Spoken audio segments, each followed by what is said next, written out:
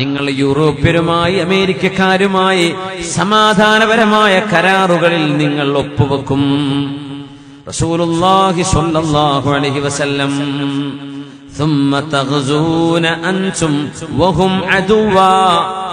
ആ കരാറിന്റെ അടിസ്ഥാനത്തിൽ നിങ്ങൾ മുസ്ലിമീങ്ങളെ അമേരിക്കൻ യൂറോപ്യൻ സൈന്യം ഒരു യുദ്ധത്തിൽ സഹായിക്കണം എന്ന കരാറുള്ളതിന്റെ പേരിൽ നിങ്ങളും അവരും ഒരുമിച്ച് മൂന്നാമതൊരു ശത്രുവിനെതിരെ നിങ്ങൾ ഒരു യുദ്ധം നടത്തും.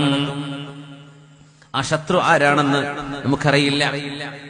ആരായിരിക്കും ആ ശത്രു? ഒന്നുകിൽ ആ ശത്രു ഈസ്റ്റേൺ രാജ്യമായിരിക്കും, അല്ല ചൈനയോ റഷ്യയോ അടക്കമുള്ള, അതല്ലെങ്കിൽ അത് ഷിആ ഭരണകൂടം നടക്കുന്ന ഇറാനായിരിക്കും എന്ന സാധ്യതയുണ്ട്. കാരണം ഷിആ ഭൂരിപക്ഷ പ്രദേശങ്ങളിൽ നിന്നാണ് മുസ്ലിം ലോകത്തിന്റെ മെജോറിറ്റിക്കെതിരെ സമാധാനത്തിന് ഭീഷണി ഉണ്ടാകുന്നത്. ഇന്നതിന്റെ ചുവകൾ കെട്ടുതുടങ്ങുന്നുണ്ട്. ഇറാൻ അങ്ങോട്ട് ബോംബിട്ടെന്നും ഇങ്ങോട്ട് മിസൈൽ അയച്ചെന്നും ഹൂസികൾ എന്ന് പറയുന്നത് പോലും, യമനിലെ ഹൂസികൾ പോലും ഇറാനിന്റെ സപ്പോർട്ടുമായി പ്രവർത്തിക്കുന്നവരാണെന്ന് മീഡിയകൾ പറയുമ്പോൾ ഇറാനെതിരായിരിക്കുമോ അറബ് സഖ്യസംഘവും യൂറോപ്പ് അമേരിക്കൻ സഖ്യസേനയും ചേർന്ന് നടത്തുന്ന യുദ്ധം ഇറാനെതിരാകുമോ? അല്ലാഹു അലം.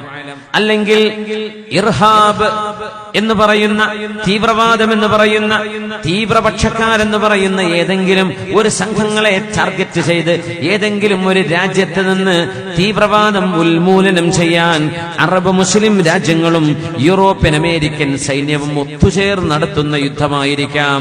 ഈ മൂന്ന് സാധ്യതകളാണ് പണ്ഡിതന്മാർ മുന്നിൽ വെക്കുന്നത്. ഈ ഹദീസ് 21-ാം നൂറ്റാണ്ടിന്റെ രാഷ്ട്രീയ ചുറ്റുപാടുകളിൽ അതിന്റെ വ്യാഖ്യാനങ്ങൾ ഓരോരുത്തർക്കും ആലിമീങ്ങൾ അതിന്റെ ചുറ്റുപാടുകൾക്കനുസരിച്ച് വിവരിച്ചു തരും. അല്ലാഹുവിന്റെ ഹബീബ് പറയട്ടെ, വമാ യൻതിഖു അനിൽ ഹവാ ഇൻ ഹുവ ഇല്ലാ വഹ്യു യൂഹാ. വമാ യൻതിഖു, എന്റെ റസൂൽ പറയുന്നത് മുഴുവനും അനിൽ ഹവാ, അവരുടെ സ്വയ ഇഷ്ടപ്രകാരമല്ല നബി പറയുന്നത്. എന്റെ റസൂൽ പറയുന്നത് ഇൻ ഹുവ ഇല്ലാ വഹ്യു യൂഹാ, അല്ലാഹു നൽകുന്ന വഹ്യല്ലാതെ, അല്ലാഹു ഏഴാകാശങ്ങൾക്കപ്പുറത്തെ അർശിന്റെ ഉടമസ്ഥനായ അല്ലാഹു എന്താണോ ജിബ്രീൽ അലൈഹിസ്സലാമിലൂടെ അവന്റെ പ്രവാചകരോട് പറയാൻ ഉദ്ദേശിക്കുന്നത് അതേ നബിതങ്ങൾ നാവിലൂടെ പറയൂ. നിബിധങ്ങൾ ഉണ്ടാക്കി പറയുന്നവരല്ല. സൂറത്തുൽ ഖലമിൽ അല്ലാഹു വളരെ വ്യക്തമായി പറഞ്ഞു. ഇതൊന്നും ഒരു പ്രവാചകൻ ഒറ്റക്ക് പറയാൻ കഴിയില്ല. ഒരു മനുഷ്യനെ കൊണ്ട് ഒറ്റക്ക് പറയാൻ കഴിയോ? 1400 കൊല്ലം മുമ്പ് ഒരാളൊരു വിഷയം പറയാ, 1400 കൊല്ലം കഴിഞ്ഞിട്ട് സംഭവിക്കുക. നമുക്കിന്ന് ഒരു 100 കൊല്ലം അപ്പുറത്തേക്ക്, 200 കൊല്ലം അപ്പുറത്തേക്ക് എന്ത് സംഭവിക്കുമെന്ന് ആർക്ക് പ്രെഡിക്റ്റ് ചെയ്യാൻ കഴിയും? ആർക്ക് പ്രവചിക്കാൻ കഴിയും? പ്രവചിക്കാം, അത് ശരിയായി പുലരുമോ? എത്ര പേര് പറഞ്ഞു 2000-ൽ ലോകം അവസാനിക്കുമെന്ന്? ചിലര് പറഞ്ഞു 2012-ൽ.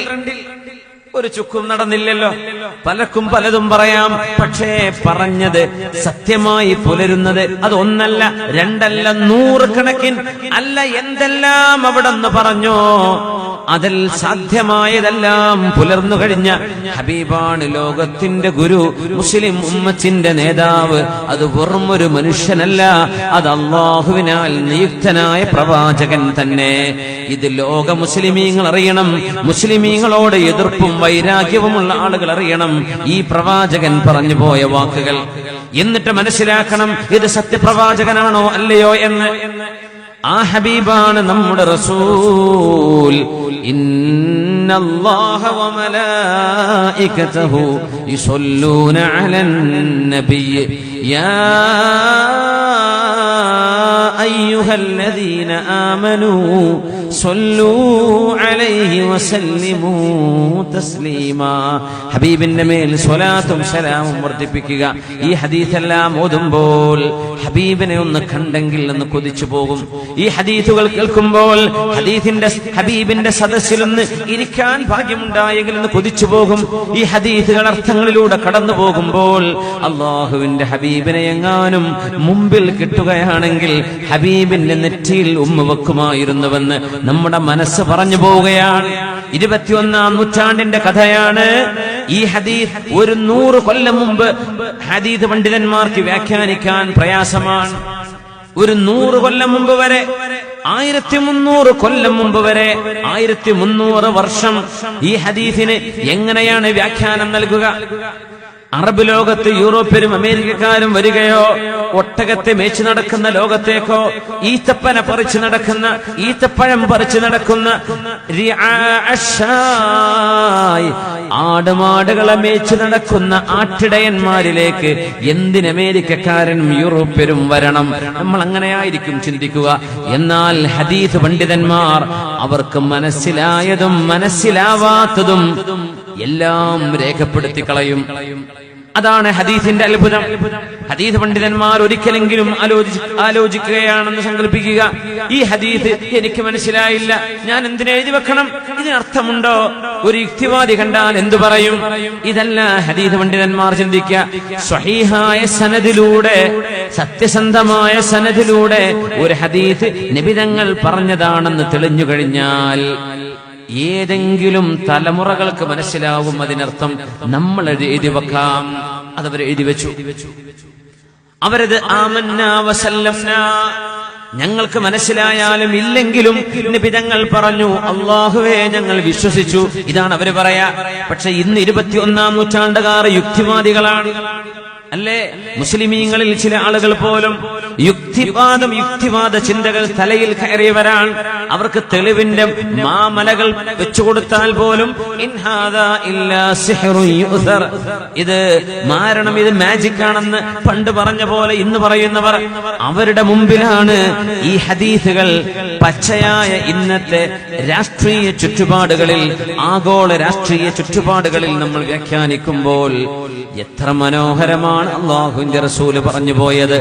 നിങ്ങളും യൂറോപ്യരും അമേരിക്കക്കാരും സൈനിക ഉടമ്പടികളിൽ ഒപ്പുവെക്കും, സമാധാനപരമായ ഒപ്പുവെക്കൽ. അങ്ങനെ നിങ്ങളും യൂറോപ്യൻ സൈന്യവും, ആ ഒരു സഖ്യ സൈന്യം നിങ്ങളുടെ ഒരു പൊതുശത്രുവിനെതിരെ, ആ ശത്രു മുസ്ലിമിന്റെ ശത്രുവാണ്, അമേരിക്കൻ യൂറോപ്യൻ സൈന്യത്തിന്റെയും ശത്രുവാണ്, അവർക്കെതിരിൽ നിങ്ങൾ പോരാടും. അല്ലാഹുവിന്റെ റസൂൽ സ്വല്ലല്ലാഹു അലൈഹി വസല്ലം തങ്ങൾ പറഞ്ഞു, ഫതുൻസറൂൻ, നിങ്ങൾ ജയിക്കും, വതഗ്നമൂൻ, ആ രാജ്യത്തെ ഒരുപാട് വിഭവങ്ങൾ നിങ്ങളുടെ കൈകളിലേക്ക് വരും, വതസ്ലമൂൻ, നിങ്ങൾക്കൊരു പ്രയാസവും വരാതെ നിങ്ങൾ ആ യുദ്ധത്തിൽ രക്ഷപ്പെടും. ആ യുദ്ധത്തിന്റെ പേരാണ് ഹർമജ്ദൂൻ എന്ന് പറയുന്നത്. കഴിഞ്ഞിട്ടില്ല.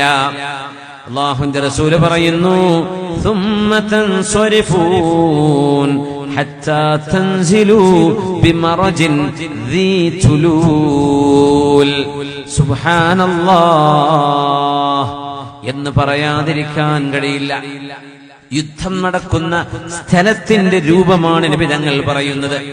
ثم تنصرفون, ആ യുദ്ധം കഴിഞ്ഞ് നിങ്ങൾ പിരിഞ്ഞു പോകും. ഹത്താ തൻസിലൂ ബിമറജിൻ ദീ തുലൂൽ, നല്ല പച്ചപ്പുള്ള ഒരു നാട്ടിൽ, ഒരു പ്രദേശത്ത്, ദീ തുലൂലിൻ, നല്ല പച്ച കുന്നുകളുള്ള ഒരു പ്രദേശത്ത് നിങ്ങളുടെ സൈന്യവും യൂറോപ്യൻ സൈന്യവും തമ്പടിക്കും. നിങ്ങളും അവരും തമ്പടിക്കും. ആ സ്ഥലം എന്താണ്? പച്ചപ്പുള്ള സ്ഥലം. അറേബ്യയല്ല, അറബ് രാജ്യമല്ല, ഏതെങ്കിലും പച്ചപ്പുള്ള രാജ്യം. അല്ലാഹു ആലം. യൂറോപ്യൻ രാജ്യങ്ങളിലൂടെ യാത്ര ചെയ്തവർക്കറിയാം, അവിടെ പച്ച നിറഞ്ഞ തിലാലുകളാണ്. വളരെ മനോഹരമായ ഗ്രീൻ ഹിൽസുകൾ, മനോഹരമായ കുന്നുകൾ, പച്ചക്കുന്നുകൾ. ഇത് യൂറോപ്പിന്റെ പ്രത്യേകതയാണ്. നല്ല വെള്ളവും പച്ചപ്പുമുള്ള ദീ തുലൂൽ, നല്ല കൊച്ചു കൊച്ചു മനോഹരമായ പച്ചക്കുന്നുകളുള്ള ഒരു സ്ഥലത്ത്, അവിടെയാണ് ഈ സൈന്യത്തിന്റെ ക്യാമ്പിംഗ് ഉണ്ടാവുക. അല്ലാഹുവിന്റെ റസൂൽ ആ പ്രദേശത്തിന്റെ ഫിസിക്കൽ ഡിസ്ക്രിപ്ഷനാണ് നൽകുന്നത്, അവിടുത്തെ പ്രത്യേകത. എന്നിട്ട് എന്തു പറഞ്ഞു? ഹബീബായ നബി തങ്ങൾ പറയുന്നു, ഫയർഫഉ റജുലുൻ മിൻ അഹ്ലിസ് സ്വലീബി സ്വലീബഹു, ക്രിസ്ത്യാനികളായ ആളുകൾ യൂറോപ്യൻ സൈന്യത്തിലുണ്ട്. അവരിൽ നിന്ന് ഒരാൾ ഒരു കുരിശിങ്ങനെ ഉയർത്തിപ്പിടിക്കും. കാരണം മുസ്ലിമീങ്ങൾ അതുപോലെ യൂറോപ്യൻ അമേരിക്കൻ സഖ്യസൈന്യവും ഒരു പൊതുശത്രുവിനെതിരെ പോരാടി ജയിച്ചതിന്റെ ആഹ്ലാദ പ്രകടനം ഒരു പാർട്ടി നടക്കുകയാണ് ഇവിടെ.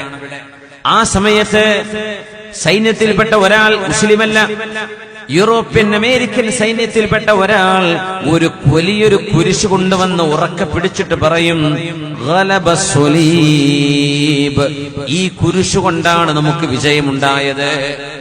അതിൽപ്പെട്ട ഏതോ ഒരു ഫനാറ്റിക്, ഒരു തീവ്രമായ മതവിശ്വാസി, തീവ്രമായ ക്രിസ്തീയ മതത്തിൽ വിശ്വസിക്കുന്ന തീവ്ര സ്വഭാവക്കാരനായ ഒരാൾ ഈ സഖ്യസേനകൾ ഒരുമിച്ച് ചെയ്ത് നടത്തിയ യുദ്ധത്തിൽ വിജയം കണ്ടത് കുരിശിന്റെ പിന്നിലാണ്, കുരിശുകൊണ്ടാണ്, കുരിശാണ് അതിന് കാരണം എന്ന് പറയും.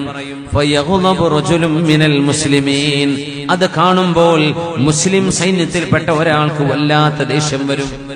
കാരണം മുസ്ലിമീങ്ങളാരും ഇസ്ലാമിന്റെ കൊടിയവിടെ ഉയർത്തുന്നില്ല. സഖ്യസൈന്യമാണ്. ഈ സൈന്യത്തിൽ മുസ്ലിമീങ്ങളുണ്ട്, അമുസ്ലിമീങ്ങളുണ്ട്. പക്ഷേ ഒരു കരാറിന്റെ അടിസ്ഥാനത്തിൽ സൈനികമായ അതുപോലെ ആയുധപരമായ ഇടപാടുകളിൽ ചെയ്ത കരാറിന്റെ അടിസ്ഥാനത്തിലാണ് യൂറോപ്യൻ അമേരിക്കൻ സൈന്യം മുസ്ലിം സൈന്യത്തിന്റെ കൂടെ കൂടിയത്, മതത്തിന്റെ പേരിലല്ല. അവിടെയാണ് ഒരാൾ ഒരു മതത്തിന്റെ ചിഹ്നം അവിടെ ഉയർത്തി കാണിക്കുകയും കുരിശ് ഉയർത്തിപ്പിടിക്കുകയും കുരിശു കൊണ്ടാണ് വിജയിച്ചതെന്ന് അവകാശവാദം ഉന്നയിക്കുകയും ചെയ്യുമ്പോൾ ഫയഖൂമു ഇലൈഹി ഫയദ്ഫഉഹു, ആ മുസ്ലിമായ മനുഷ്യൻ വന്നിട്ട് ആ കുരിശ് പിടിച്ച മനുഷ്യനെ, കുരിശ് പിടിച്ച് അവകാശവാദം ഉന്നയിച്ച മനുഷ്യനെ പിടിച്ചു തള്ളും. വേറെ റിവായത്തിൽ വന്നത് ഫയഖ്തുലുഹു, അയാൾ അവിടെ വധിക്കപ്പെടും.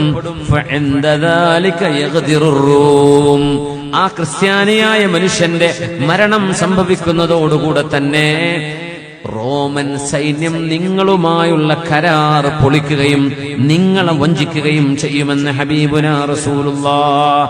വയജ്തമിഊന ലിൽ മൽഹമ, എന്നിട്ട് ഏറ്റവും വലിയ രക്തച്ചൊരിച്ചിലുള്ള അൽ മൽഹമത്തുൽ കുബ്ര എന്ന് പറയുന്ന ലോകമഹായുദ്ധത്തിന് അവിടെ വേദി ഒരുങ്ങും. അതായിരിക്കും വേൾഡ് വാർ 3 എന്ന് നമുക്ക് അനുമാനിക്കാം, അല്ലെങ്കിൽ അതിന്റെ മുമ്പ് അത് വേൾഡ് വാർ 4 ആയിരിക്കാം, അല്ലാഹു അലം. അൽ-മൽഹമത്തുൽ കുബ്ര ഫയഅതൂന തഹ്ത 80 ഗായ, അവര് വരുന്നത് 80 കൊടികൾക്ക് കീഴിലാണ്. അവരുടെ കൊടി 80 കൊടികളുണ്ടവർക്ക് സൈന്യത്തിന്. ഓരോ ബറ്റാലിയന്റെ കീഴെയും ഓരോ കൊടിക്ക് കീഴെയും തഹ്ത കുല്ലി റായത്തിൻ 12,000 സൈന്യം ഓരോ കൊടിക്ക് കീഴിലുണ്ട്. അങ്ങനെ 80 കൊടിയാൽ വലിയ ഒരു യുദ്ധത്തിന് അവിടെ തുടക്കം കുറിക്കുമെന്ന് ഹബീബുനാ റസൂലുള്ളാഹി സ്വല്ലല്ലാഹു അലൈഹി വസല്ലമ തങ്ങൾ ഇനി നടക്കാൻ പോകുന്ന അറബ് ലോകത്തും മുസ്ലിം ലോകത്തും നടക്കുന്ന സംഭവ വികാസങ്ങളെ പരിശുദ്ധമായ വഹീന്റെ വെളിച്ചത്തിൽ നമുക്ക് പറഞ്ഞു തരുന്നു. ഇത് പേടിക്കാനല്ല, മുസ്ലിമീങ്ങളായ ആളുകൾ അവിടെ പേടിക്കാതെ നിലകൊള്ളണം എന്ന് നബി തങ്ങൾ പറയുമായിരുന്നു. ലാ തസാലു ത്വായിഫത്തും മിൻ ഉമ്മതി ظاهرين على الحق لا يضرهم من خالفهم إلى يوم القيامة. ലോകാവസാനം വരെ എന്റെ ഉമ്മത്തിലെ ഒരു വിഭാഗം ആളുകൾ ആരെന്ത് പേടിപ്പിച്ചാലും പേടിക്കാതെ, ആരെന്ത് പ്രകോപനങ്ങൾ ചെയ്താലും പ്രകോപനങ്ങൾക്കും അടിമകളാവാതെ സത്യത്തിന്റെ മാർഗത്തിൽ നെഞ്ചൊടുപ്പോടെ തലയുയർത്തി നിൽക്കുന്ന ഒരു വിഭാഗം എന്റെ ഉമ്മത്തിൽ ഖിയാമത്ത് നാൾ വരെ ഉണ്ടായിരിക്കും. ആരെന്ത് ചെയ്താലും അവരുടെ ഈമാൻ ഇളകുകയില്ല, അവർക്കൊരു പ്രയാസവും വരികയില്ല. ആ വിശ്വാസികളെ മുഴുവനും ഏറ്റെടുക്കാൻ കാലത്തിന്റെ യുഗപുരുഷൻ ഇമാമുന മഹ്ദി റളിയല്ലാഹു അൻഹു ഏറ്റെടുക്കാൻ വരുന്നത് വരെ അവരാർക്കും ഒരു പ്രയാസവും വരില്ല. അതുകൊണ്ട് നിങ്ങളാണ് ഉത്തമർ, നിങ്ങളാണ് അൻതുമുൽ അഅലൗൻ വ അൻതുമുൽ അഅലൗന ഇൻ കുൻതും മുഅ്മിനീൻ. നിങ്ങളാണോ ഈമാനുള്ളവരെങ്കിൽ ഇതാ നിങ്ങൾക്ക് വിജയമുണ്ട്. നിങ്ങളെ പരാജയപ്പെടുത്താൻ, നിങ്ങളിലെ ആണുങ്ങളെയോ പെണ്ണുങ്ങളെയോ വിഷമിപ്പിക്കാൻ ഒരു ശക്തിക്കും സാധ്യമല്ല. അതുകൊണ്ട് അല്ലാഹുവിൽ ഉറച്ചു വിശ്വസിക്കുക.